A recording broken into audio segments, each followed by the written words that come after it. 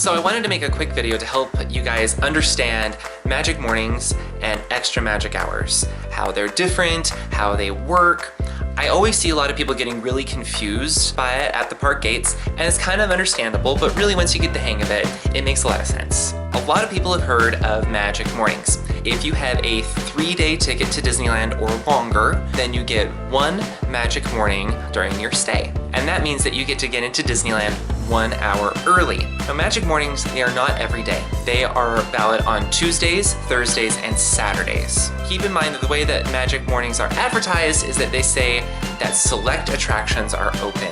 By select attractions, they mean most of Tomorrowland and Fantasyland. And not all of those rides are open, but enough to make your hour's time worth it. We like to use that time to do things like Star Tours, Finding Nemo's Submarine Voyage, and pretty much all of Fantasyland. There's only 3 things that we don't tend to do a lot during magic mornings because it's not always the best use of time. One of those is Peter Pan, because it is the exception to every rule. One time we went into magic morning and it started at 7. We got to Fantasyland at 7:10 and there was already a 45-minute line for Peter Pan. We also don't try to do the Matterhorn or Space Mountain. A lot of mornings, they struggle getting those open so early. One thing about magic mornings to take into consideration, the monorail does open for magic mornings. However, I would not use that as a way to get into the park. The line is pretty long, and by the time you take the monorail into Tomorrowland, about half the magic morning is gone. Now, extra magic hours are something that's available to anyone staying at a Disneyland Resort hotel. And that allows you to get into one of the parks an hour early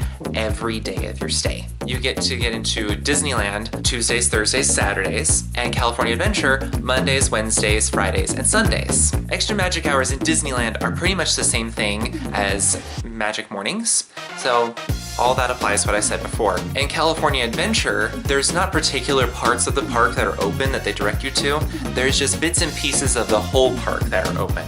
And it changes sometimes, but you can usually find Monsters Inc. My Console to the Rescue. Typically all of Cars Land is open, Soarin', and at least a few attractions at Paradise Pier. Sometimes it's Little Mermaid and Toy Story. Sometimes it's Goofy Sky School and California Screamin'. Sometimes it's all of those, but there's always something. Now here's some things that people just generally don't think about with extra magic hours and magic mornings. Magic morning is only good at Disneyland. So if you have a magic morning, do not try to get into California Adventure an hour early. And like I mentioned before, magic mornings are only good on certain days. So if you're only going to be at Disneyland from like Monday through Wednesday, then you only have one day where you could possibly use your magic morning. If you don't use it on Tuesday morning, unfortunately you don't get to use it at all. And also, one thing that kind of sucks a little bit for annual pass holders, if you have an annual pass, you do not get magic mornings. The only way you can get into the park early is if you're staying at one of the hotels and you get extra magic hours.